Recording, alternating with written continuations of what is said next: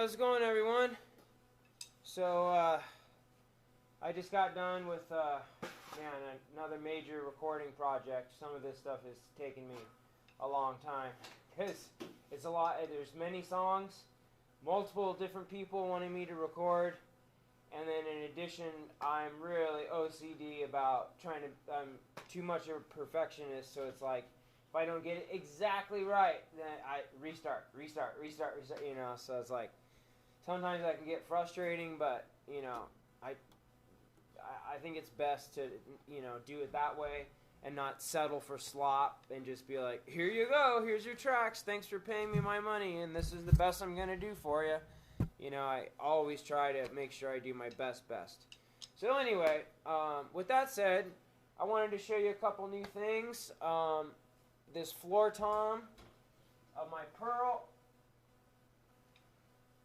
in addition to this stack. So I got a Versa stack, 16-inch, and these things are so cool because you can change the tension in addition to how much the washers will kind of rattle, in addition to how loose the cymbals are, and then you can also change, obviously, the tension and how tight they are from the middle. And then, what I did is I put my pearl floor tom down next to my Mapex floor tom, so that you can kind of hear the difference between, this is walnut and maple, and then the Pearl Session Selects. Look how beautiful those are, especially on the interior. And I have a ring on it now, just so that, you know, just for the sake of the overtones, and I still haven't tuned up, you know, the kit.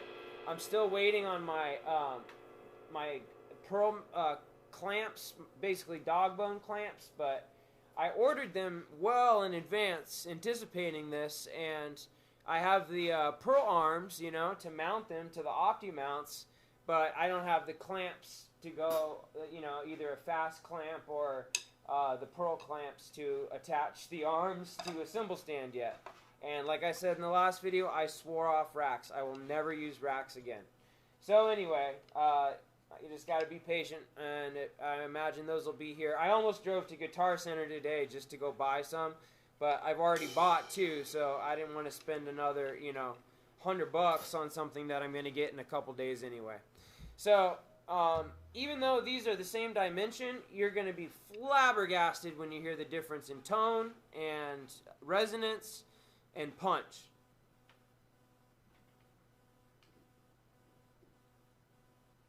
I'm trying to be really careful with the EAD, because if it comes unplugged out of the back at all, then the whole video gets messed up. Alright, I'm going to go to the recording function now instead of the talkback function.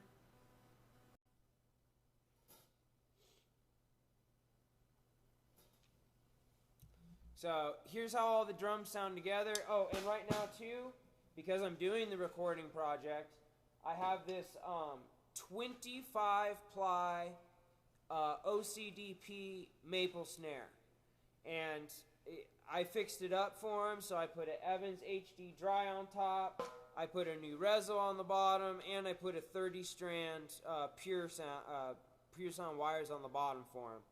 So it was it still had original stock heads, and the reso head was cracked and broken, and so when he gave it to me, he didn't realize that. So I was like, you want me to record with this drum? I'm going to have to refurbish it and redo it. And, you know, the lugs were coming out and all sorts of stuff. But anyway, I got it sounding pretty good. So we'll go around here and you can kind of hear how everything's in thirds, to the best of my ability at least. Just, you know, except for the pearl. But here we go. Here's the snare.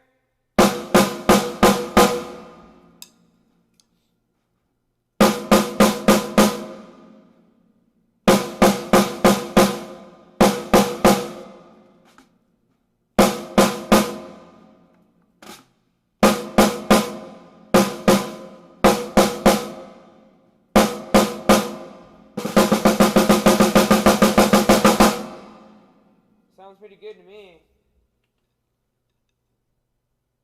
And I put the HD dry on it because, you know, he wants more of just like a straight rock punk sound. And these Evans HD dry heads, they last forever and ever and ever. They're bulletproof. And if you want the overtones taken out of a drum, these actually work great on brass drums too. Because if you don't like ring, I love the musical ring of brass drums, so I leave mine open, and I don't put any muffling or gel or anything on them. But point being, if you're looking for a rock sound or punk sound, that kind of thing, and you just want a quick, nice, dry sound and not a lot of overtones or ring of the snare, these HD dry heads are phenomenal. I've used them on a lot of different drums. Snares off.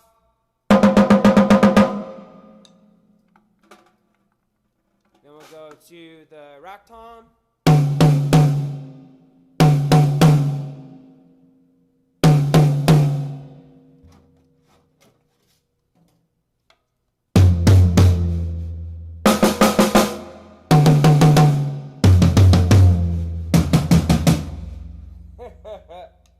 This pearl just is like, whoa. So here, let's take the ring off of it so you can just hear it wide open.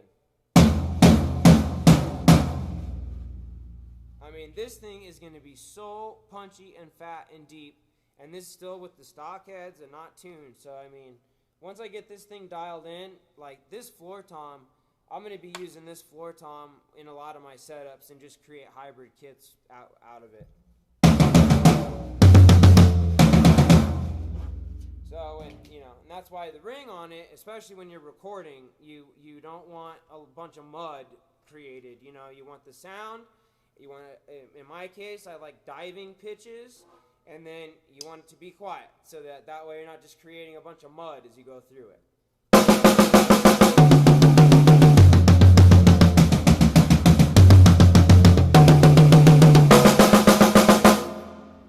See, so like even with just random snares and different drums, it's like if you know, kind of how to choose wisely, use the right heads, use the right muffling techniques, choose the right type of woods, all that kind of stuff. Then just tuning alone, you can get bad drums to sound good, and you can get bad heads to sound good. It's just all about your tuning, and if you like to muffle. When recording, like I said, I use studio rings, and you'll see moon gel on my rings here, but what I do is I use those to weight it down.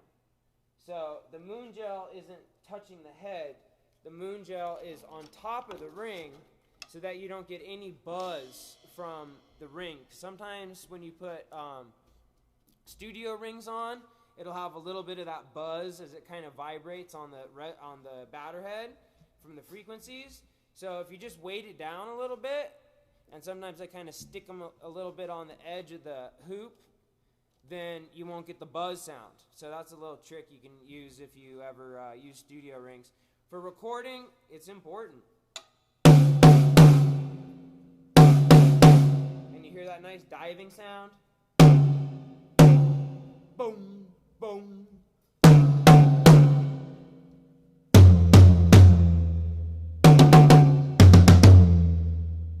And then here's the pearl.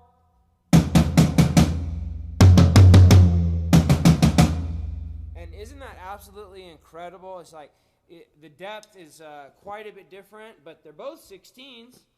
So if I kind of get out of the way here, put the camera over here.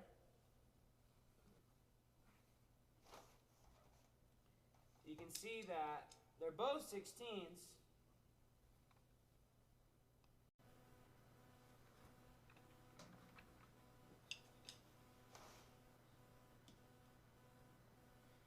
But the depth is quite different. So this is more of what they call a box drum, the Mapex, and it's about 2 inches shorter than the Pearl is. So that's why depth also makes a very big difference. If you're not too familiar with drums or what creates the fundamental tone. So the dimension will still give you that tone, that fundamental pitch and tone of the drum, but the depth of the drum will determine the sustain in addition to how deep the lows are. So since this is made, the pearl is made out of mahogany. Mahogany is one of the best woods to accentuate the low frequencies. So, maple's known for more of its mids, which is great. So my DW kit is graduated ply maple. I have a Gretsch Catalina that's all maple, but I just sold that. And then the Mapex is walnut maple, while then the Pearl Session Select is mahogany birch. And then I got a 20-inch bass drum with the Pearl because it's a 20 by 16, 20 by 14, I can't remember. But because I have such large bass drums already, I have a 22 by 18. So my Gretsch was a 22 by 18. The 20s though, and especially with this EAD, if you bring this EAD with you on any kit, you can get any kit to sound like whatever you want, and it only takes up one input into a PA if you just plug the left in. If you want stereo sound, because this has stereo microphones in it, then you just take two inputs into the PA, and your entire kit is mic'd, and you can control reverb and effect sounds and all that kind of stuff, all with the EAD. It's worth its weight in gold. As far as drumming gear goes, that's not drums or cymbals or hardware, the Yamaha EAD 10, I mean, it literally is worth its weight in gold. You can get your kit to sound like anything. Even if you don't have a great sounding kit, this kind of rolls off the wonky overtones and that kind of stuff and gives you a studio sound by the way that it does its digital signal processing. So, pretty cool. So again, 16 and a 16. Let me get from this side so you see a little better.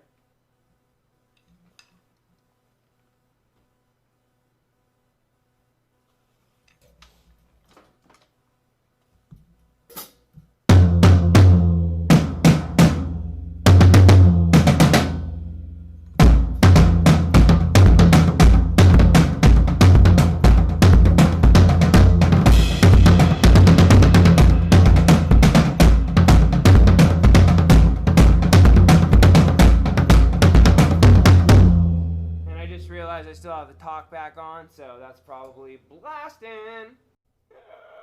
Whoops. Let's try that again.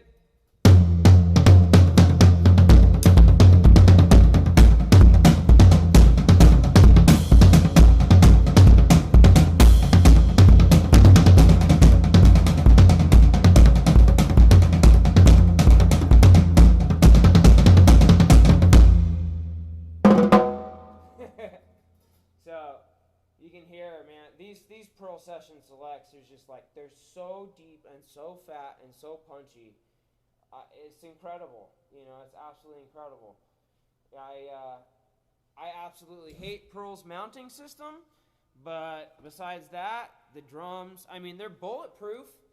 The Pearl receivers, the Pearl arms, and the Opti mounts, they're bulletproof, but they are a pain in the butt just to be able to play your drums. So that's why I got rid of my Pearl Masters Custom Maple.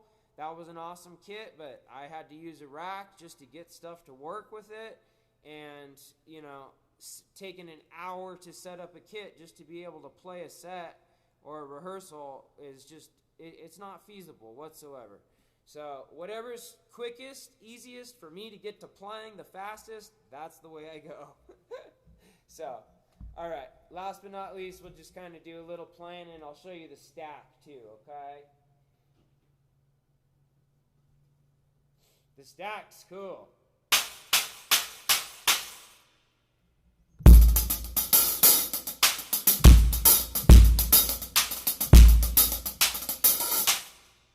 You can create some really cool rhythms with it.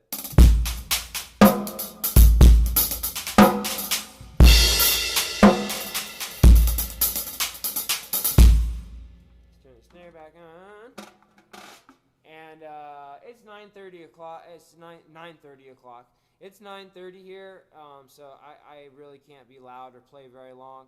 But I at least wanted to just kind of show you the difference between even the same dimension drum, just how different it will sound based upon the plies, the wood species, what part of the world it's from, whether it's Asian species of trees or North American species of trees, whether it's master's grade plies or whether it's like really porous. And that's the thing is most of all these companies, even like places like Nordic, I wouldn't say Keller, but Nordic and some other companies, for their cheaper end stuff, they'll import some of those shells, and you can see like it's just so porous. Like, you don't want porous drums. You want something that's nice and solid, going to hold round, because the more porous that a drum is, the frequencies are going to not work out so well, and the timbre is going to be a little bit off.